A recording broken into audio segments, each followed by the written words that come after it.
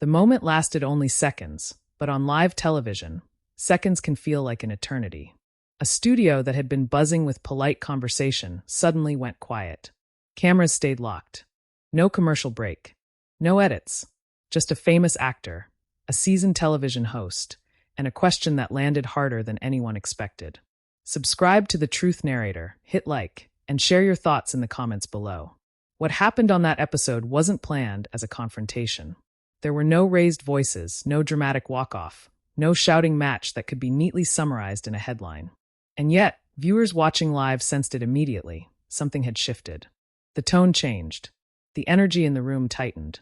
And for a brief moment, one of Hollywood's most carefully managed public images was forced to navigate an uncomfortable, unscripted exchange, right in front of millions. This is the story of Ryan Gosling and Sunny Hostin on The View. Not a rumor, not a backstage leak, but a live broadcast moment that unfolded in real time, with no safety net. Ryan Gosling has spent decades cultivating a reputation built on quiet intensity. He's known for measured interviews, thoughtful pauses, and a deliberate distance from controversy. Whether promoting an indie drama or a major studio release, Gosling is famously careful with his words. He listens more than he speaks. He smiles without oversharing. And when he does answer a question, it's usually on his own terms. That control is part of what made this moment stand out.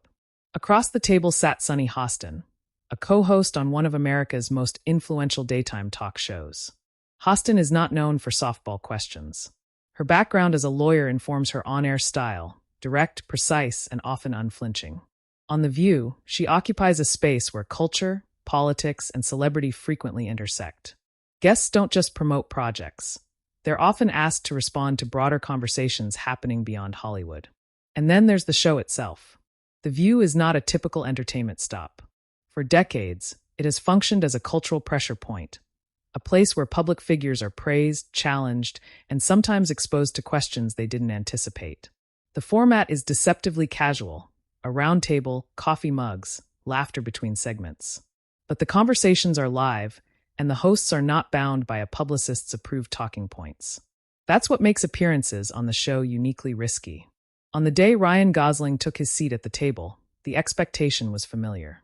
A promotional interview, light discussion, reflections on craft, career, maybe a personal anecdote or two. The kind of segment that passes quickly and blends into the larger broadcast. Nothing outwardly suggested that this interview would be remembered differently. But live television has its own logic. There are moments when a single question, asked calmly, without aggression, can change the direction of an entire conversation. Not because it's offensive or unfair, but because it reaches beyond rehearsed answers. It asks for something real, something immediate, something that can't be deferred to a press statement later. In those moments, there is no rewind button. What viewers saw wasn't outrage. It wasn't chaos. It was something subtler and, in many ways, more revealing. A pause that lasted just long enough to be noticed. A shift in posture. A facial expression that suggested calculation, not performance. These are the details that only live TV can capture. The micro-moments that edited interviews often smooth away. For Gosling, the stakes were unusually high. By the time of this appearance, he was no longer just a movie star. He was a cultural figure whose work, choices, and public statements were increasingly viewed through a wider lens. Fans admired his restraint. Critics scrutinized his silence. Every word carried weight, precisely because he used so few. For Hostin, the moment reflected the role she has carved out on the show. She doesn't frame questions for comfort. She frames them for clarity. When she asks something, it's often because she believes the audience deserves an answer, not a deflection. The tension between those two approaches, careful restraint versus direct inquiry, is what made this exchange so compelling. At home, viewers sensed it immediately. Social media lit up not with outrage, but with curiosity. People weren't asking, "What did he say?" They were asking, "Did you see his reaction?" In the age of viral clips and instant commentary, it wasn't the words alone that mattered. It was the silence between them. And that silence happened live. No producers cut away. No host interrupted to soften the moment. The cameras stayed on, allowing the audience to witness something rare in celebrity culture. A moment where control wavered, just slightly, under the pressure of an unexpected question. This wasn't about winning an argument. It wasn't about humiliation. It was about exposure, the kind that happens not through accusation, but through presence, through being asked to respond in real time, without preparation, in a space where millions are watching and every hesitation is amplified. Why does this moment still matter? Because it revealed the fragile balance that exists whenever celebrity, media, and live broadcasting intersect.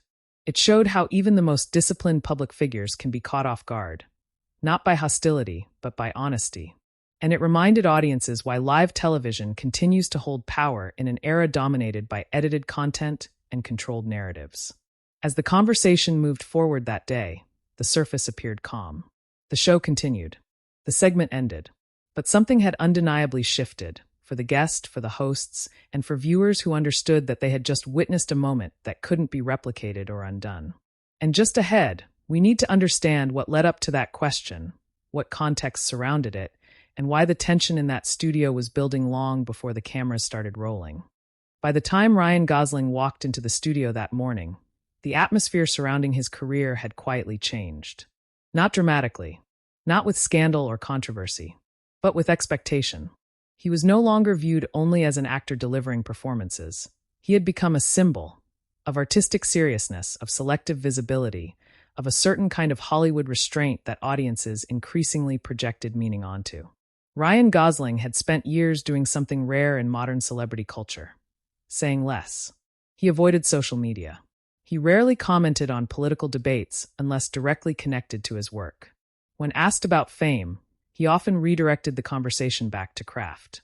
That silence, intentional or not, created space for interpretation. Supporters praised his focus. Critics wondered what he chose not to say. And that tension between expectation and restraint had been building long before his appearance on the show. In the weeks leading up to the interview, Gosling was promoting a high-profile project. Interviews were scheduled back-to-back. Entertainment outlets focused on familiar ground: preparation, inspiration, collaboration. But outside the press tour bubble, broader conversations were unfolding. Discussions about representation in Hollywood, about responsibility, about whether artists should engage publicly with cultural debates or remain separate from them. Gosling was frequently mentioned in those discussions, not because of something he had done, but because of what he had not. That distinction matters. Unlike celebrities who openly champion causes or spark controversy with outspoken views, Gosling occupied a quieter space. He had supported certain initiatives in the past, spoken selectively about issues close to him, but he had never positioned himself as a constant public commentator. For some audiences, that was refreshing. For others, it felt insufficient in a media environment where silence is often interpreted as a statement in itself. Meanwhile, The View is operating exactly as it always had. The View has long existed at the intersection of entertainment and accountability. Guests arrive expecting warmth, but also understanding that questions may drift beyond their immediate projects. The show's audience isn't just there for promotion, they're there for perspective.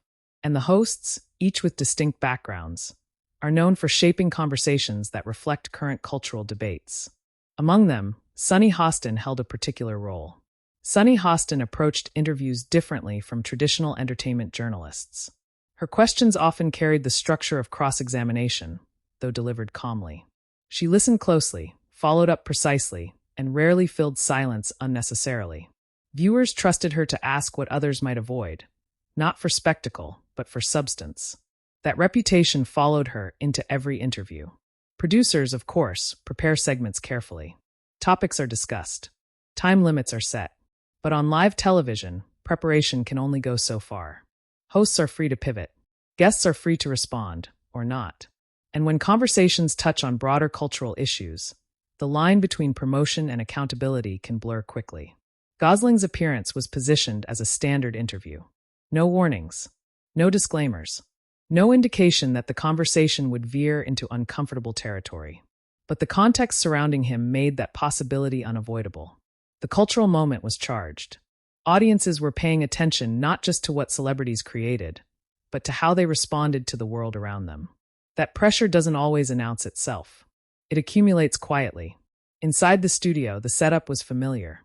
The table, the lighting, the rhythm of daytime television, quick laughs, smooth transitions, conversational pacing. From the outside, nothing suggested tension. But beneath that surface, Two different philosophies were about to meet. On one side, an actor trained to consider every word, aware that misinterpretation can echo for years. On the other, a host trained to ask questions in real time, guided by the belief that public figures should engage honestly when given a platform. Neither approach is inherently confrontational, but when they collide, friction is inevitable. What made this situation particularly delicate was the absence of overt conflict. There was no scandal forcing the issue, no headline demanding response. Instead, there was something subtler, a growing expectation that Gosling, by virtue of his influence, should acknowledge certain conversations more directly. That expectation wasn't universal, but it was present enough to shape the interview's undercurrent. As the segment began, the early moments unfolded exactly as anticipated. Polite exchanges, smiles, light commentary. Gosling appeared relaxed, measured, comfortable in familiar territory. The hosts guided the discussion smoothly, allowing him space to speak without interruption. For viewers, it felt routine. But seasoned observers of live television know that the most significant moments rarely arrive with warning. They emerge mid-conversation, when defenses are lowered and rhythms are established. When a question arrives not as a challenge, but as an invitation, one that requires more than a rehearsed answer. That invitation was coming, and when it did, it would land not with volume, but with weight. A question shaped by timing, context, and the unspoken understanding that millions were watching. Not to be entertained, but to witness how a public figure responds when the conversation moves beyond the safe boundaries of promotion. As the interview progressed, subtle cues hinted at the shift ahead. A pause that lingered slightly longer than usual. A glance exchanged between hosts. A transition that felt less scripted and more deliberate. Nothing had gone wrong yet, but the space for something to go wrong had opened. And in live television, once that space exists, it only takes a single sentence to fill it. The question did not arrive loudly. There was no sharp change in tone, no dramatic lead-in that signaled conflict. It came the way the most unsettling questions often do. Calmly, almost conversationally, delivered with the confidence of someone who understands exactly what they are asking and why. The studio was live. No delay. No safety buffer. Sunny Hostin leaned slightly forward, her posture composed, her voice even. She framed the question carefully, situating it within the broader cultural conversation rather than personal accusation. It wasn't about gossip. It wasn't about rumor. It was about responsibility, visibility, and the expectations placed on influential figures in moments of public debate. As she spoke, the cameras held steady. Ryan Gosling listened without interruption. At first, his expression remained neutral, attentive, polite, professional. But as the final words of the question landed, something shifted. Not dramatically. Subtly, his eyes moved downward for a fraction of a second. His shoulders adjusted against the back of the chair. The kind of physical recalibration that happens when a person recognizes they are no longer in familiar territory. There was a pause. On television, pauses are dangerous. They stretch. They invite interpretation. And in a live broadcast, they cannot be erased. The audience in the studio stayed quiet. No laughter. No murmurs. The co-hosts remained still, eyes trained on Gosling, waiting. The silence was not hostile, but it was expectant. The kind that places weight on the person expected to speak next. Gosling inhaled slowly. He began his response carefully, choosing his words with precision. His voice was calm, measured, unhurried. He acknowledged the premise of the question without fully embracing it. His answer moved deliberately, balancing thoughtfulness with restraint, offering reflection rather than declaration. As he spoke, the camera lingered on his face. There was no defensiveness in his tone, but there was caution. Each sentence felt constructed in real time, as though he were testing its weight before allowing it to land. He avoided absolutes. He avoided slogans. He framed his perspective personally, not universally. Hostin listened closely. She did not interrupt. She did not rush him. Her expression remained neutral, attentive but focused. When he finished his first thought, there was another pause, shorter this time, but still noticeable. And then she followed up. The follow-up was quieter, more precise. It didn't contradict him. It clarified the question. That was the moment viewers later pointed to, not because of what was said, but because of what happened next. Gosling hesitated again. This time, the pause was unmistakable. His mouth opened slightly, then closed. He nodded once, almost imperceptibly, as if acknowledging the complexity of what he was being asked. The live nature of the broadcast amplified everything. There was no cutaway to the audience. No reaction shot to diffuse the tension. The cameras stayed where they were, allowing the moment to breathe. The silence stretched just long enough to feel uncomfortable, but not long enough to feel manufactured. Gosling resumed speaking. His response was thoughtful but guarded. He emphasized listening, learning, the limits of speaking out without understanding. He framed his role as an artist rather than an authority, careful not to position himself as a spokesperson for issues beyond his experience. It was a nuanced answer, but nuance on live television can be risky. It doesn't always translate cleanly. It invites interpretation rather than closure. As he finished, the studio remained quiet for a beat. Then Hostin nodded slowly. She did not push further. She did not escalate. She thanked him for his honesty and transitioned the conversation back toward the project he was promoting. The show moved on, but the moment had already happened. Viewers at home felt it. Social media began reacting in real time, not with outrage, but with analysis. Clips circulated focusing not on the words exchanged, but on the pauses, the expressions, the body language. The question wasn't who won. It was what did that reveal? Because in those unedited seconds, something rare had been captured. A high-profile celebrity navigating an unscripted challenge without the protection of post-production or public relations framing. No statements, no clarifications, just a live response preserved exactly as it occurred. And while the segment continued as if nothing unusual had happened, the energy in the room had undeniably changed. What followed in the immediate aftermath, how the hosts responded, how the audience processed it, and how Gosling himself appeared in the moments after, would determine whether this exchange faded into routine television history or became something more enduring. If you want to understand why this brief, quiet moment continued to resonate long after the cameras stopped rolling, stay with the truth narrator. The story doesn't end when the question does. The moment the conversation shifted away from the question, the broadcast moved forward as it always does. Another topic, another transition. Smiles returned to the table. On the surface, the machinery of daytime television resumed its rhythm. But beneath that rhythm, something had changed, and everyone in the studio felt it. The view is designed to move quickly. Segments are timed. Producers cue transitions. Hosts are trained to maintain momentum. Yet live television also leaves traces, emotional residue that lingers even after the words move on. In this case, the atmosphere had subtly tightened. The air felt heavier, more deliberate.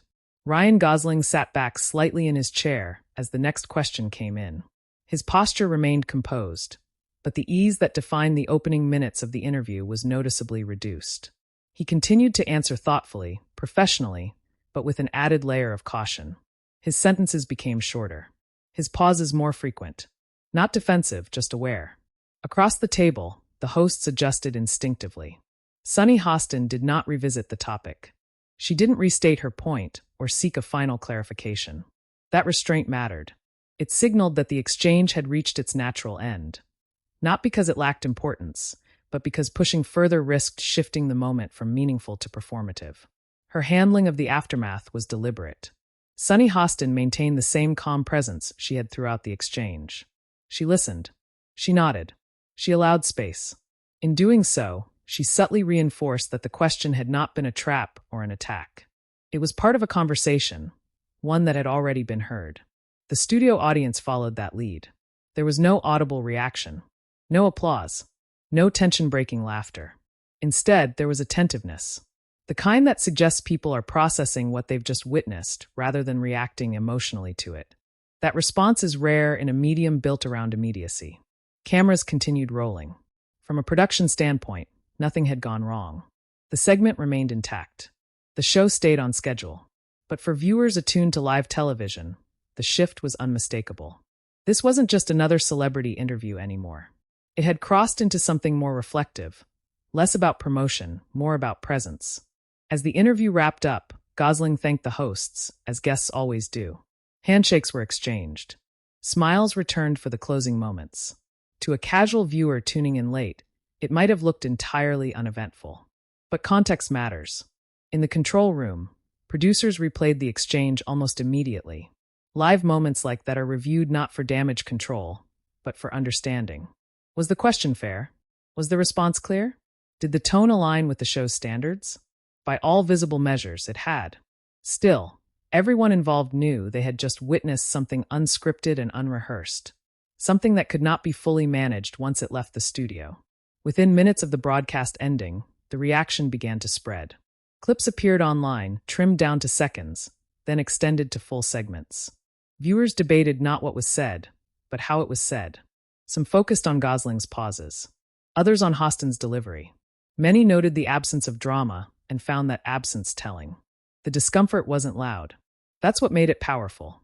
For Gosling, the immediate aftermath required no statement, no clarification, no public response.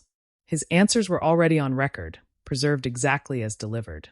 Any attempt to explain them later would only reshape what viewers had already seen and interpreted for themselves. That reality, being defined not by outrage but by nuance, is rare in modern media cycles.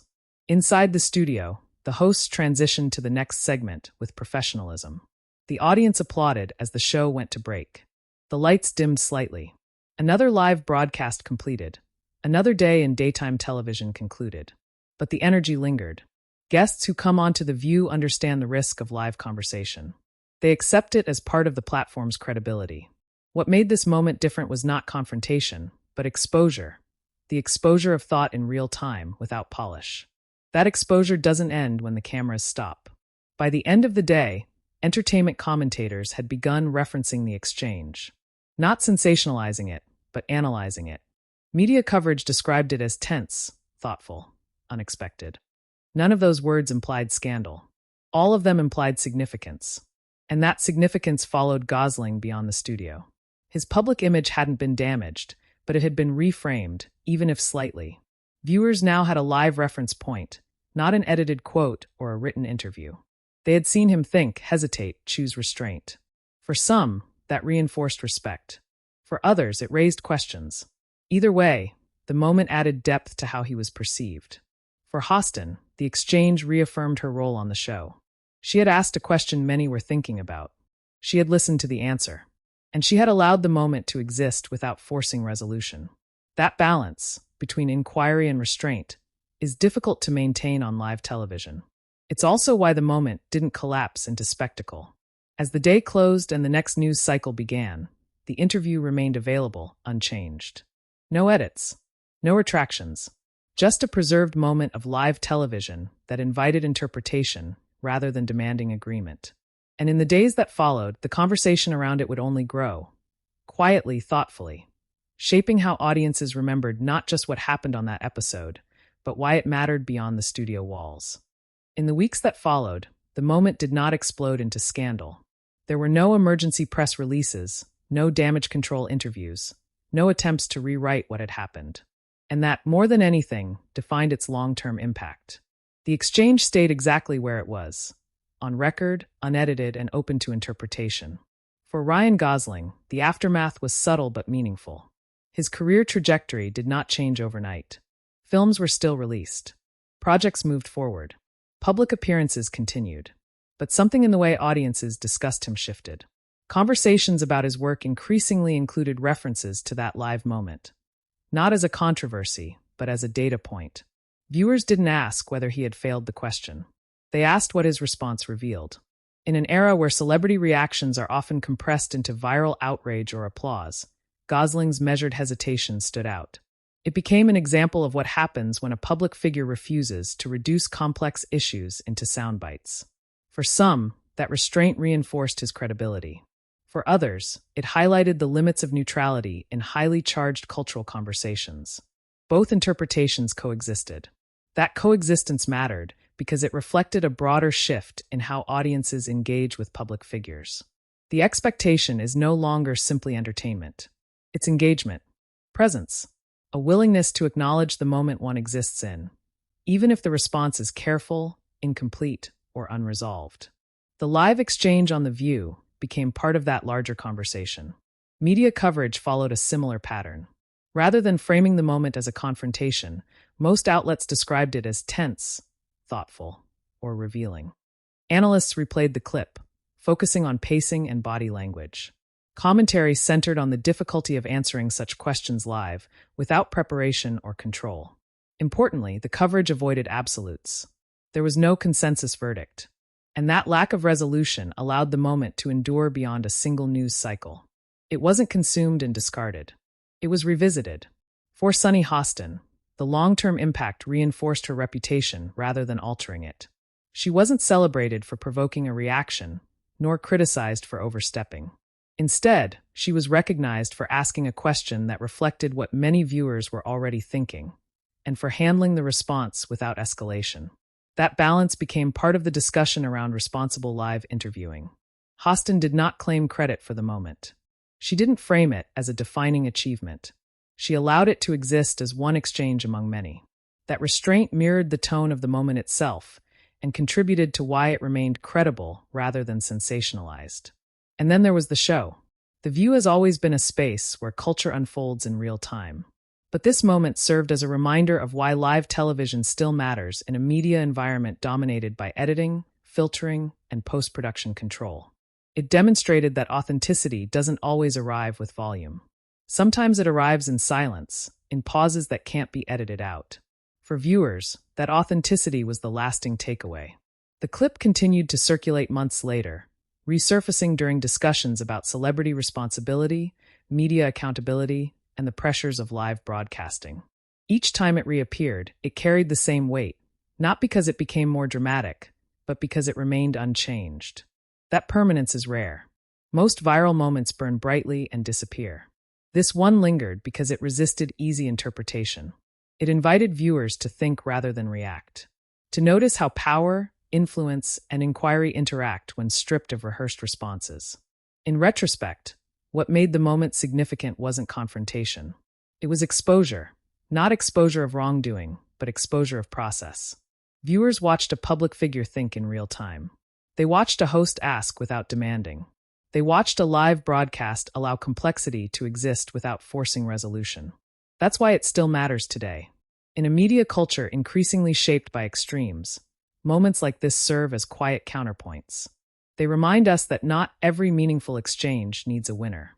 Some simply need to be seen. For Ryan Gosling, the moment added dimension to his public image. For Sunny Hostin, it reaffirmed the value of thoughtful inquiry. For The View, it reinforced the power and responsibility of live television. And for audiences, it offered something increasingly rare, a real-time exchange that respected intelligence over spectacle. As viewers continue to revisit that episode, the question isn't whether anyone was right or wrong. The question is why such moments feel so uncommon, and why they resonate when they do. If you value stories that go beyond headlines, that examine what really happens when the cameras don't cut away, subscribe to the Truth Narrator. Like the video if this analysis gave you new perspective. Share it with someone who appreciates thoughtful storytelling, and leave your thoughts in the comments below. Because the most revealing moments in media history aren't always the loudest. They're the ones that make us pause, just like that studio did, and think.